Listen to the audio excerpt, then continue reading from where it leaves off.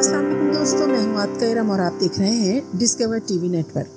आज मैं आपके लिए लाई हूँ बैनुल-अक़वामी ख़लाई स्टेशन के बारे में नाक़ाबिल यकीन हक़ाइक़।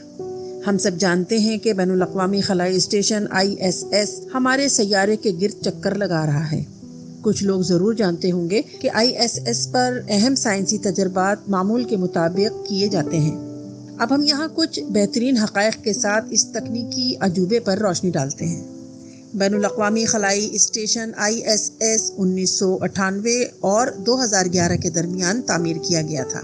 ISS को सिर्फ एक कौम ने नहीं बनाया, बल्कि ये मुख्तलिफ बैनुल-अक़वामी ख़लाई एजेंसियों की मुश्तरका काविशों का मजमुआ है। कुछ मॉड्यूल्स अमेरिका ने बनाए थे, जबकि दूसरे रूस, यूरोप, जापान और कनाडा ने 90 की तिहाई और 2000 के अवाइल में बनाए थे। असल असेंबली का आगाज 1998 में हुआ, जब पहला मॉड्यूल रूसी साख्त का ज़ारिया प्रोटॉन रॉकेट पर लॉन्च किया गया। बाकी तमाम मॉड्यूल्स को नासा के खलाई शटल्स के जरिए ISS तक पहुंचाया गया। ISS में सवार रहने वाले पहले अमले को नवंबर 2000 में रूसी साख्ता सोयूज़ TM-31 खलाई जहाज पर एक्सपीडिशन 1 के तौर पर भेज दिया गया था। 3 अफराद के अमले में 2 रूसी कॉस्मोनॉट्स यूरी गुजेंको और सर्गी के क्रिकेलेफ शामिल थे और एक अमरीकी खलाबाज बिल शेपर्ड मिशन के कमांडर की हैसियत से काम कर रहे थे। इन तीनों के पास खला का काफ़ी तजर्बा था, जबकि क्रिकेलेफ ने पहले ही सोवियत MIR स्पेस स्टेशन पर पूरा 1 साल गुजारा था। 2011 तक खलाई स्टेशन ने 150 से ज़्यादा मुख्तलिफ अज्जा और 14 दबाव वाले मॉड्यूल्स जमा किए थे। खलाबाजों ने खला में 1000 घंटे से ज़्यादा वक्त लगाकर तमाम टुकड़ों को जोड़ दिया था। अगले 11 सालों में मज़ीद 5 मॉड्यूल शामिल किए गए थे। ISS पर सवार खलाबाजों को रोज़ाना शदीद मशक़ें करनी पड़ती हैं। मज़े की बात यह है कि खला में रहना इंसानी जिस्म के लिए अच्छा नहीं है। सबसे अहम अवामिल में से एक कशिश सकल की तकरीबन अदम मौजूदगी है, जिसकी वजह से खलाबाज की हड्डियां कसाफत से महरूम हो सकती हैं और उनके पट्टे आहिस्ता आहिस्ता ख़त्म हो सकते हैं। ये वो जगह है जहां वर्जिश खेल में आती है, क्योंकि इससे इन मसाइल को रोकने में मदद मिल सकती है। ISS पर सवार अमला 24 घंटों में 16 बार तुलुए आफ्ताब और गुरूब को देख सकता है। ऐसा इसलिए होता है क्योंकि ISS हर 1.5 घंटे में एक बार ज़मीन के गिर्द चक्कर लगाता है।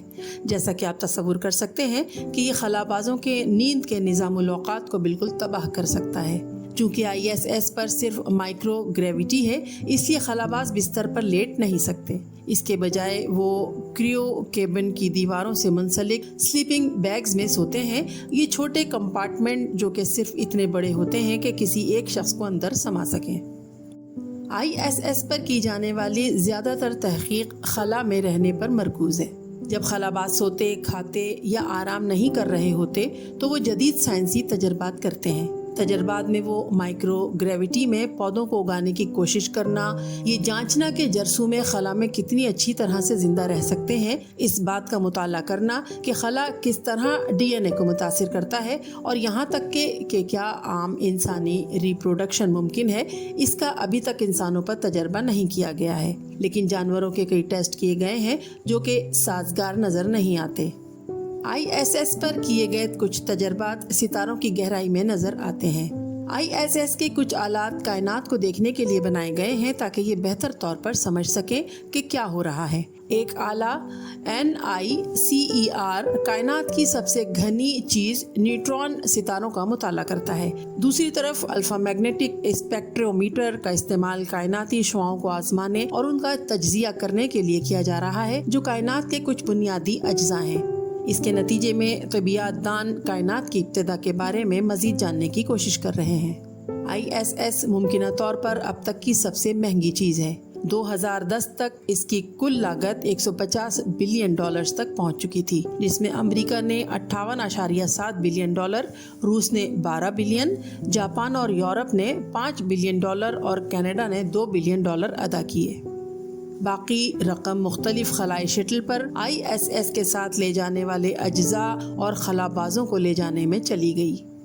ISS पर एक खलाबाज का सबसे तवील वक्त 340 दिन का है روسی خلاباز میخائیل کورنینکو اور امریکی خلاباز اسکاٹ کیلی وہ دو خوش قسمت تھے جنہیں ISS پر ریکارڈ توڑ وقت گزارنا پڑا کیونکہ انہوں نے خلا میں طویل مدتی رہنے کے اثرات کا مطالعہ کیا۔ سائنسدان کیلی اور اس کے زمین سے جڑے جڑواں بھائی مارک دونوں کا مطالعہ کرنے کے قابل تھے۔ یہ ہمیشہ کے لیے خلا میں نہیں رہے گا۔ اگرچہ ISS نظریاتی طور پر منصوبہ بندی سے کہیں زیادہ عرصے تک خلا میں رہ سکتا ہے، لیکن یہ بالآخر بیکار ہو جائے گا۔ خلا میں ISS کے وقت میں پہلے ہی کئی بار توسیع کی جا چکی ہے، لیکن اب اس کا اختتام نگاہ میں ہے۔ جبکہ جنوری 2022 میں ناسا نے اعلان کیا تھا کہ جنوری 2031 میں ISS کو ڈی آربٹ کرنے اور اسے بحر الکاہل کے دور دراز حصے میں کریش کرنے کا منصوبہ ہے۔